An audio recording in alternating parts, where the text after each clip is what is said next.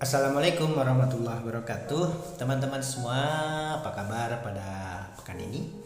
Alhamdulillah, perkuliahan mata kuliah psikologi agama di program studi agama-agama Fakultas Usuluddin dan Pemikiran Islam UIN Sunan Kalijaga Yogyakarta masih bisa dilanjutkan memanfaatkan media YouTube ini.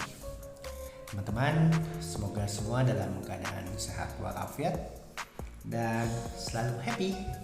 Marilah kita mulai perkuliahan kita pada pekan ini dengan bersama-sama melafalkan basmalah. Bismillahirrahmanirrahim. Pekan lalu kawan-kawan semua kita sudah memulai perkuliahan psikologi agama ini dengan tema kematangan beragama atau mature religion ini. Tentu ini menarik, pertama sebagai teori bagaimana psikologi sebagai ilmu yang dikatakan empirik, kebenaran empirik, berusaha untuk meneliti, menelaah keberagamaan manusia, dan itu menjadi objek dari objek studi dari psikologi agama. Dan dari keberagamaan ini ada satu teori yang sangat menarik ini, yaitu tentang mature religion atau kematangan beragama atau keberagamaan matang. Menarik ini. Yang kedua, hal yang menarik dari tema ini adalah tentu yang pertama tadi sebagai teori, sebagai kajian teoritik dalam psikologi ini. Yang kedua, secara pragmatis kita bisa melihat bagaimana keberagaman kita saat ini. Apakah keberagaman kita matang atau sebaliknya dengan kriteria-kriteria dari psikologi ini, kebenaran psikologis. Pekan lalu saya sudah minta teman-teman untuk mencari informasi sebisanya. Yang pertama tentang pengertian kematangan beragama, baik sebagai perspektif individu maupun sebagai konsep ideal. Yang kedua, bagaimana para psikolog mengatakan beberapa kesulitan untuk memberi indikator kriteria-kriteria tentang kematangan beragama. Dan itu yang ketiga, bagaimana perbandingan kematangan beragama dengan keberagamaan remaja dan juga keberagamaan anak. Kalau perbandingan tentu ada persamaan dan perbedaan. Teman-teman semua, di kesempatan ini saya akan menjelaskan, dan mungkin teman-teman sudah punya poinnya ya dari kelas 11, tentang kriteria kematangan beragama. Walaupun sulit, tetapi para psikolog agama memberi kriteria kematangan beragama ini, menjelaskan tergantung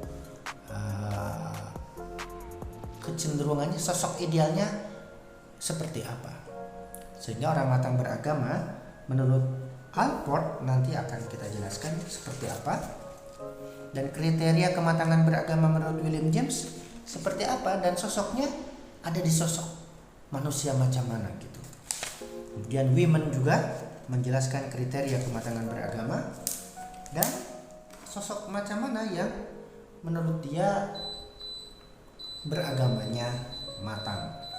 Dan terakhir juga ada Eric Fromm yang membuat membandingkan keberagamaan tertentu dengan keagamaan lain, dan menurut dia salah satunya adalah kematangan beragama. Baik kawan-kawan semua, pelan-pelan kita akan memberi penjelasan tentang itu. Para psikolog agama mengatakan beberapa kesulitan untuk menjelaskan kriteria kematangan beragama. Yang pertama, proses perkembangan keagamaan seseorang tidak pernah selesai. Sehingga bisa jadi kita sekarang memiliki perkembangan keagamaan tertentu, tapi sebetulnya itu belum selesai. Bisa lebih baik lagi, bisa lebih baik lagi, bisa lebih baik lagi, sehingga mencapai kematangan. Tapi juga sebaliknya, bisa jadi menurun. Karena perkembangan keagamaan seseorang tidak pernah selesai. Jadi ada kesulitan dari perspektif psikologi untuk menjelaskan kriteria kematangan beragama dalam hadis al-iman yazdad wa yanqus, kan tidak pernah selesai. Yang kedua, kematangan beragama tidak bertepatan dengan, tidak sebanding dengan kematangan fisik. Kematangan fisik itu ada dalam masa dewasa, remaja masih berkembang, anak-anak pasti, dan pada masa dewasa itulah kematangan fisik berhenti. Matang tidak bertambah tinggi, hanya bertambah lebar, iya, tapi pertumbuhan fisik berhenti. Nah, hanya saja kematangan fisik ini di masa dewasa tidak berbanding lurus dengan kematangan beragamanya, sehingga kita sering melihat orang yang secara fisik dewasa keberagamaannya masih kanak-kanak gitu. Sholat gojek di masjid. Sebaliknya ada yang anak remaja misalnya yang secara fisik masih berkembang, juga mungkin anak-anak, tetapi menunjukkan kematangan keberagamaan yang matang jika dilihat dari nanti kriterianya. Yang terakhir kesulitannya adalah kalau hanya mengikuti satu konsep saja berarti arbiter, kan. Contohnya bagi teman-teman sebagian perempuan, laki-laki ideal itu yang tinggi misalnya. Tapi sementara perempuan mengatakan laki-laki ideal itu yang putih. Nah, satu tinggi, satu putih, ada lagi yang pinter. Putih, tinggi, pinter.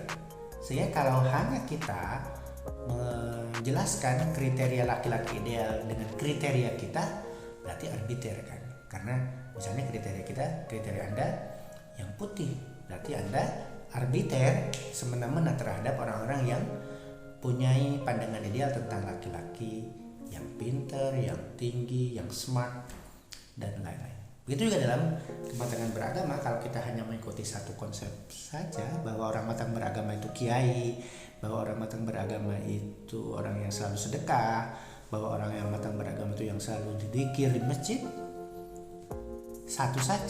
satu konsep saja, itu namanya arbiter. Sehingga itu menjadi salah satu bagian kesulitan dalam membuat kriteria kematangan beragama. Tapi nanti ada beberapa psikolog agama yang mencoba membuat kriteria kematangan beragama ini.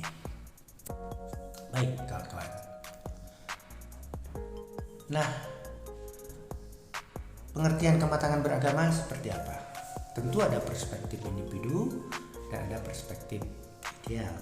Perspektif individu kematangan beragama adalah titik tertinggi perkembangan agama seseorang.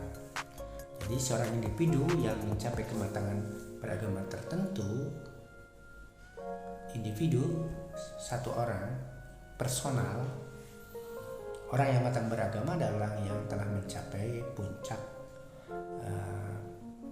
tertinggi dari keberagamaannya. Itu individu. Sedangkan konsep ideal adalah yang bisa berlaku untuk siapa saja, satu konsep untuk mengukur semua perkembangan keagamaan. Jadi ada perspektif individu. Jadi bisa jadi kematangan beragama seseorang, kata William James, itu sangat personal.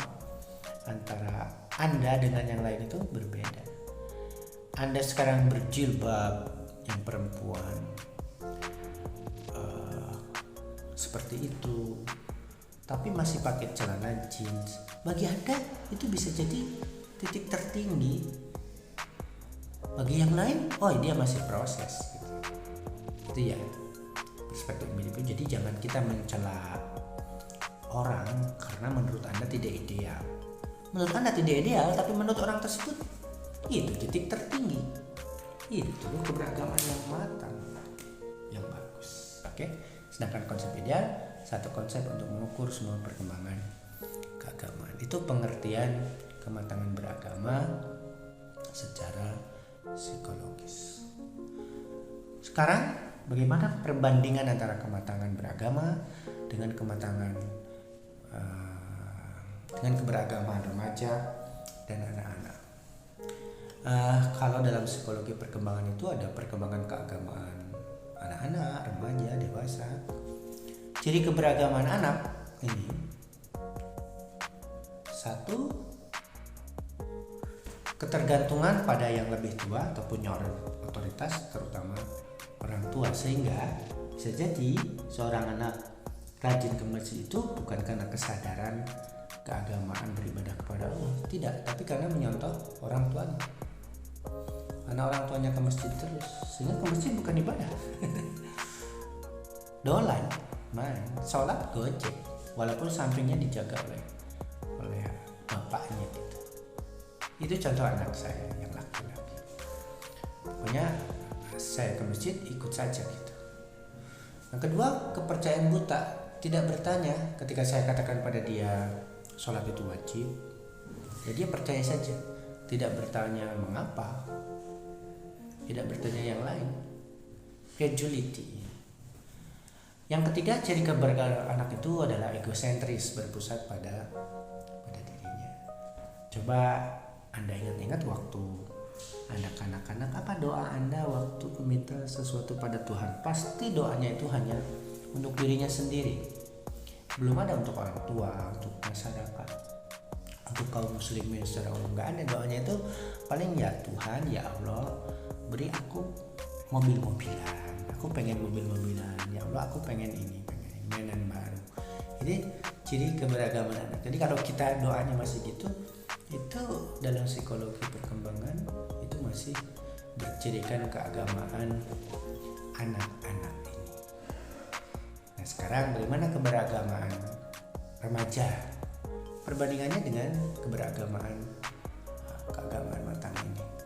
Persamaannya ada unsur ini dia, unsur intelijensi, oke, berfungsi, kemudian mulai berfungsinya emosi, kekuatan emosinya, kemudian ada sama-sama kepentingannya. Kalau tidak penting nggak dilakukan kan anak remaja itu.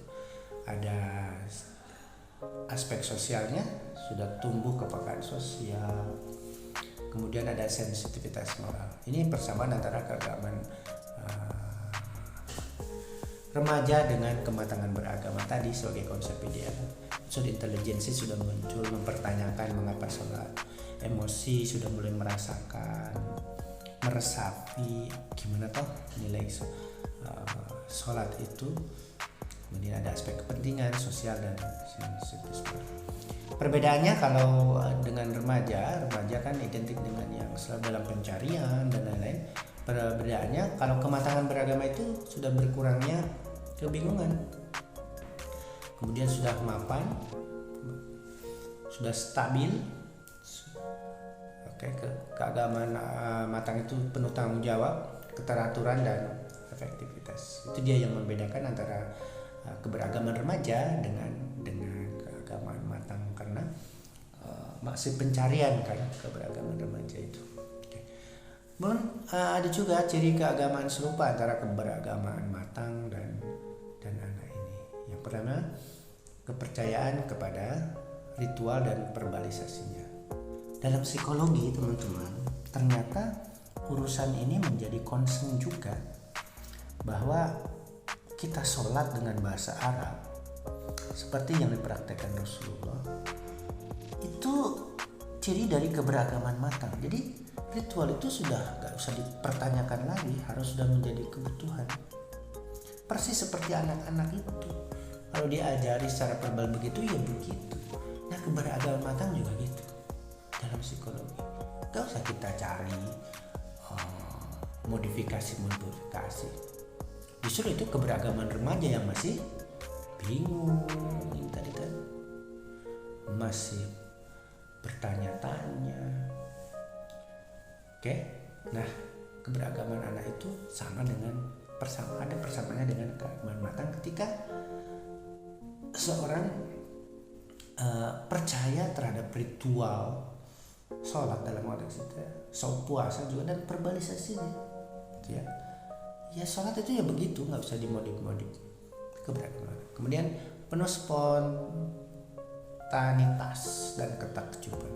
Bagaimana anak-anak itu waktu melihat sesuatu yang menurut dia takjub itu akan sangat ekspresif. Ya Allah, bagus sekali. Keberagaman datang juga begitu, ada ciri itu. Jadi kalau lihat sesuatu yang bisa menghubungkan dirinya dengan Tuhan, melihat fenomena atau kasus tertentu, ya dia mengekspresikannya. Oh my God, gitu kan. Oh ya Allah, bagus sekali, subhanallah, masalah.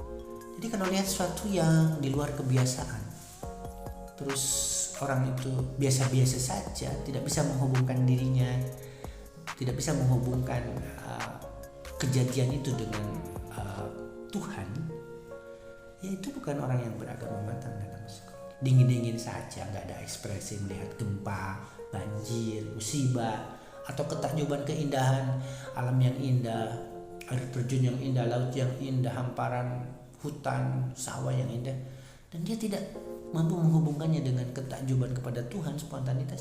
Itu dalam psikologi justru nggak matang loh teman-teman. Itu keberagamaan yang tidak matang. Immature religion itu beberapa persamaan dan perbedaan antara keberagamaan anak dan remaja. Nah, sampailah kita pada kriteria kematangan beragama menurut para psikolog agama.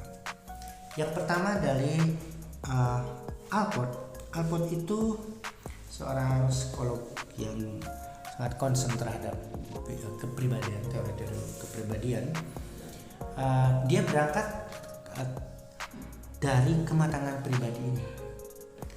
Jadi orang yang matang beragamanya adalah orang yang sebetulnya berangkat dari kematangan pribadinya, mature personality.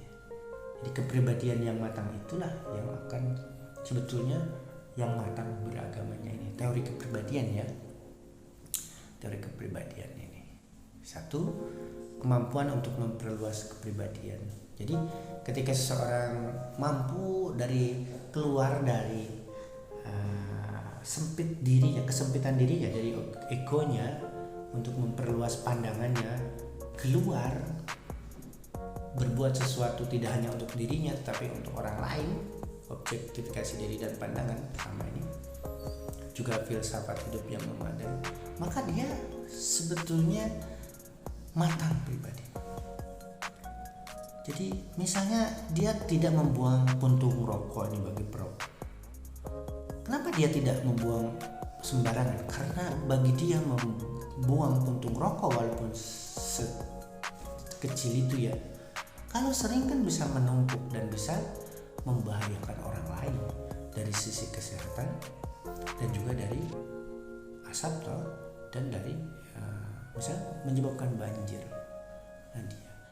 Nah pasti orang yang matang secara personal seperti ini kemampuan memperluas kepribadian, objektifikasi diri dan pandangan secara objektif, berarti sudah memperluas kepribadian kan, kemudian memiliki filsafat hidup yang membeda. Inilah pribadi yang mapan, yang matang bahasa psikologinya. Sehingga Alport membuat kriteria kematangan beragama yang juga berangkat dari teori kematangan pribadi ini. Apa dia? Pertama, kata Alport, orang yang matang beragama ini adalah orang yang well differentiated and self-critical. Well differentiated itu orang yang berpengetahuan luas, well differentiated, berpengetahuan luas, tetapi rendah hati, tidak sombong, tidak sok pinter. Iya toh, ini orang yang matang kepribadiannya kan. Well differentiated, berpengetahuan luas dan rendah hati. Yang kedua, motivational force. Ketika keberagamaannya menjadi kekuatan motivasi. Jadi ketika agama menjadi motivasi dirinya tadi, kepribadiannya, motivational force, agama menjadi kekuatan motivasinya itu selalu orientasinya, motivasinya agama, Tuhan, agama, begitu. Dan yang kedua, moral konsistensi moral. Agama menjadikannya moral, konsisten secara moral. Jadi agama yang fungsional ini. Oke. Kemudian yang ketiga, comprehensiveness, keutuhan, sama dengan integral ini, yaitu kemampuan untuk melihat kehidupan secara utuh. Agama mampu, keberagamaannya mampu menjadikan dirinya memandang hidup ini secara utuh, positif dan negatifnya, baik buruknya dipandang secara utuh.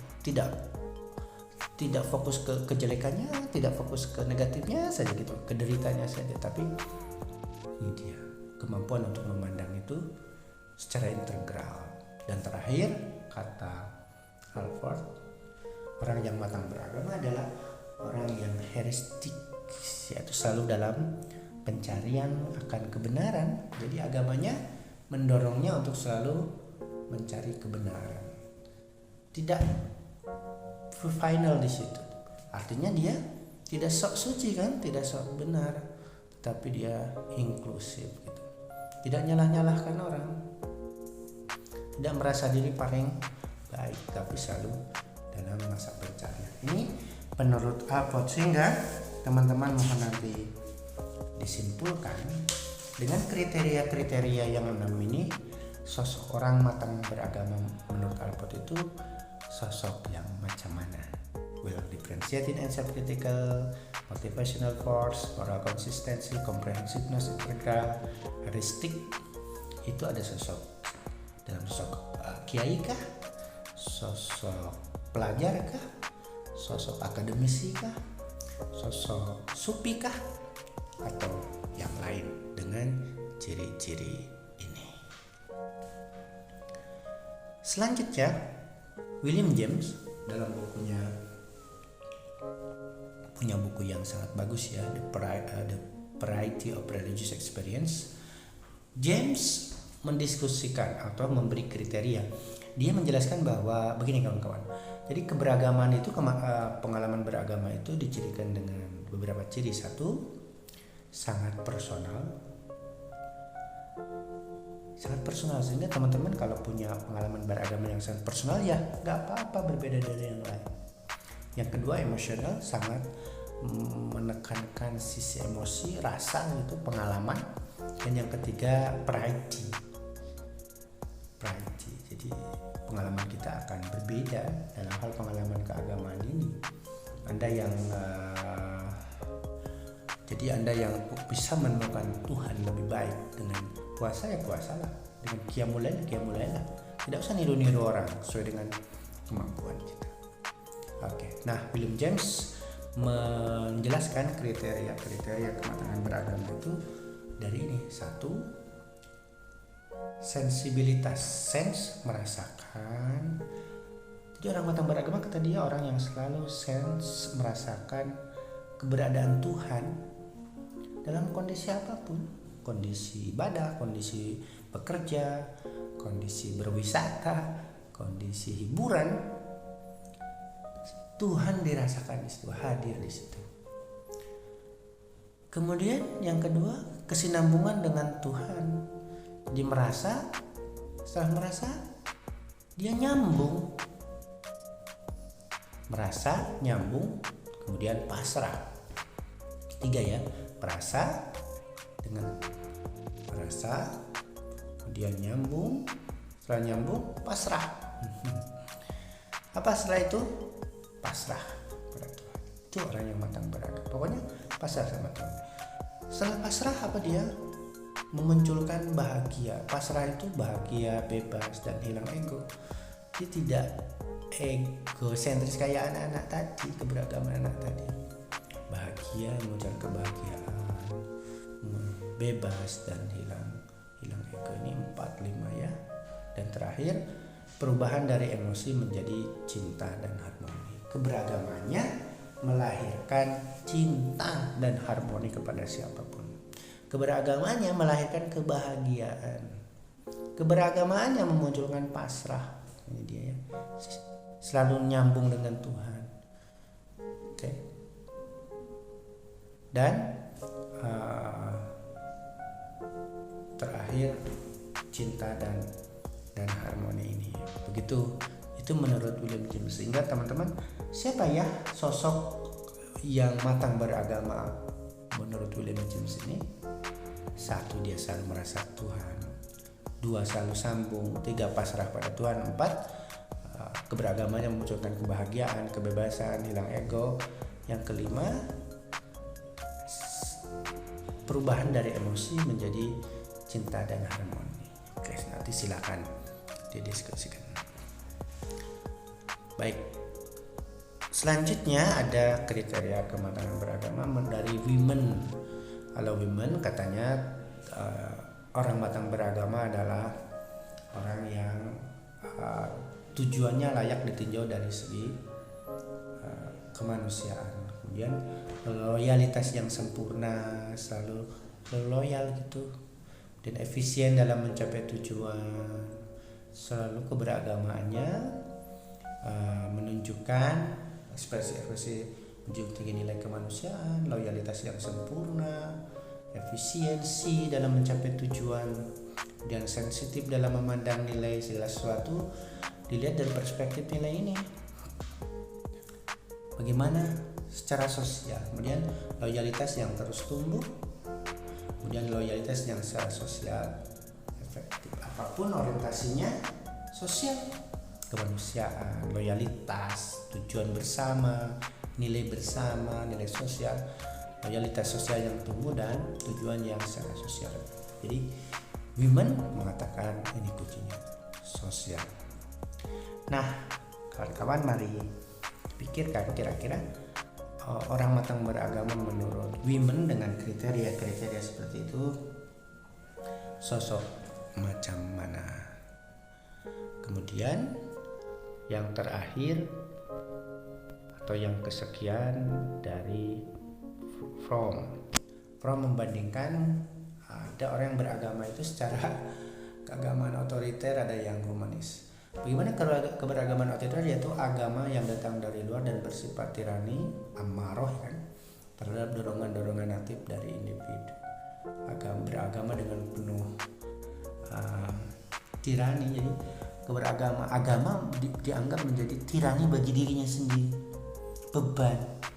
Sedangkan ada orang yang beragama yang keagamaan humanis, yaitu keagamaan yang bersumber dari kekuatan kreatif individu itu sendiri, meskipun tidak berarti benar-benar bebas dari kekuatan sosial. Jadi sangat utuh, otentik. Kalau keberagamannya adalah dari diri sendiri, tumbuh dari sendiri secara utuh, bukan yang otoriter. So ini menurut Fromm, sehingga silahkan teman-teman diskusikan sosok seperti apa toh orang yang matang beragamanya menurut Fromm ini. Nah, itu menurut Fromm, kawan-kawan semua. Nah, ada ide tambahan dari Clark. Sebetulnya ini teman-teman semua, Clark menjelaskan orang matang beragama itu dengan 10 pertanyaan ini di bukunya The Invitation to Psychology of Religion, teman-teman. Ada 10 pertanyaan ini, mungkin juga bagus buat kita pasti ya, karena ini riset.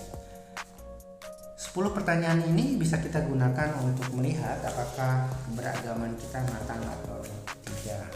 Yang pertama, is it primarily?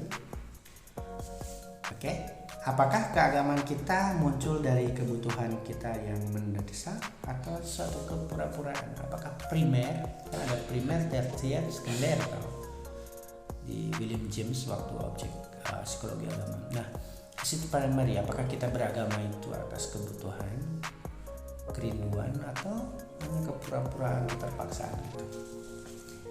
Kalau keterpaksaan ya tadi, beragamaan otoriter tadi kan. Itu ya.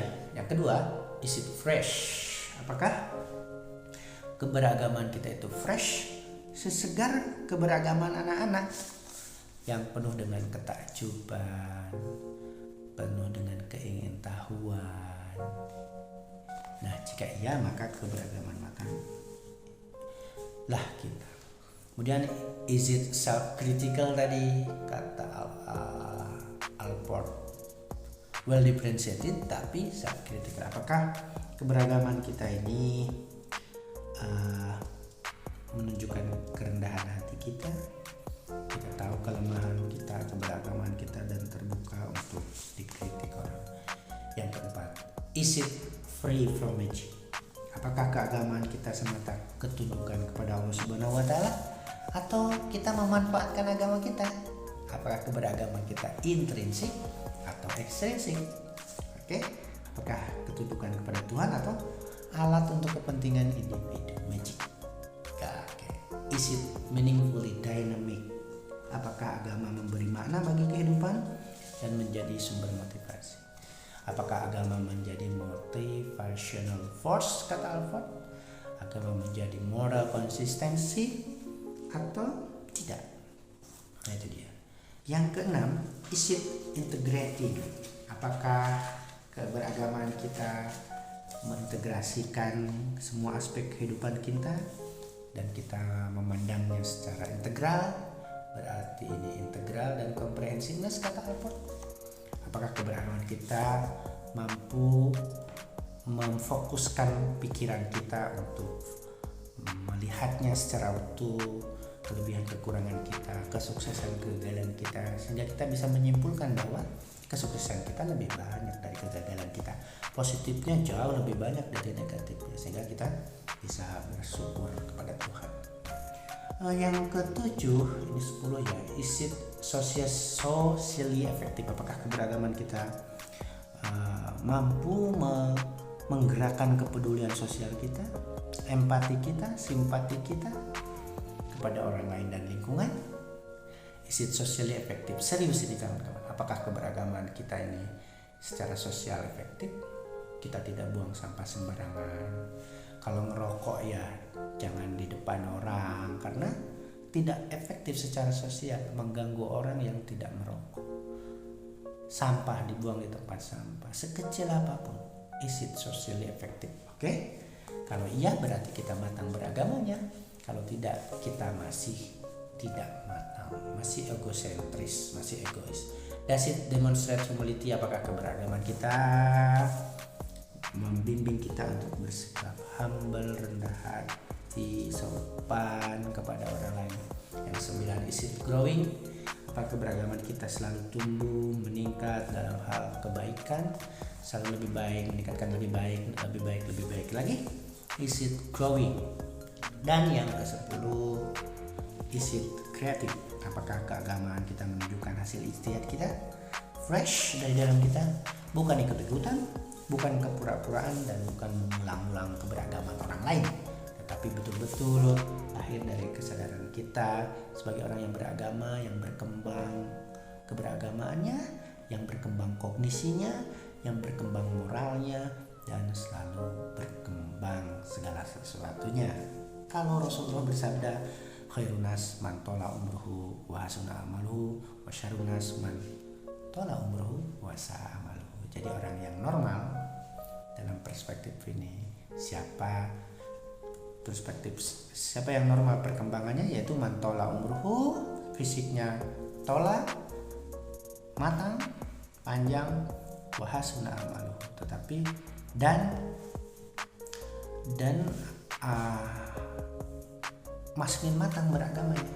Wasyarunas, dan sejelek-jelek manusia yang tidak normal, yang psikologi, yang perkembangan keagamanya tidak normal adalah mantola umruhu, fisiknya matang, bertambah besar, tetapi sa'a amaluhu, tetapi beragamanya menunjukkan ketidakmatangan. Demikian kawan-kawan penjelasan tentang mature religion, kematangan beragama, untuk perkuliahan psikologi agama pada pekan ini. Mudah-mudahan ada manfaatnya. Pertama, untuk menambah teori dalam psikologi agama tentang salah satu teori tentang keberagamaan ya, yaitu kematangan beragama, karena ada teori keberagaman yang lain. Ada konversi, ada orientasi, ada religious dimension, ada psikografi agama. Yang kedua, untuk melihat diri kita, introspeksi, muhasabah, apakah keberagaman kita matang apa tidak. Kalau tidak, mari kita tingkatkan sedikit demi sedikit. Kalau ya, mari kita juga tingkatkan sedikit demi sedikit. supaya tetap growing, supaya tetap kreatif, supaya demonstrative humility, supaya social effective, supaya integrating, supaya meaningfully dynamic, supaya free from magic, supaya self critical, supaya fresh, dan supaya primer. Marilah kita tutup perkuliahan kita pada pekan ini dengan melapangkan alhamdulillah. Tugasnya akan saya chat di WAG. Wassalamualaikum warahmatullahi wabarakatuh.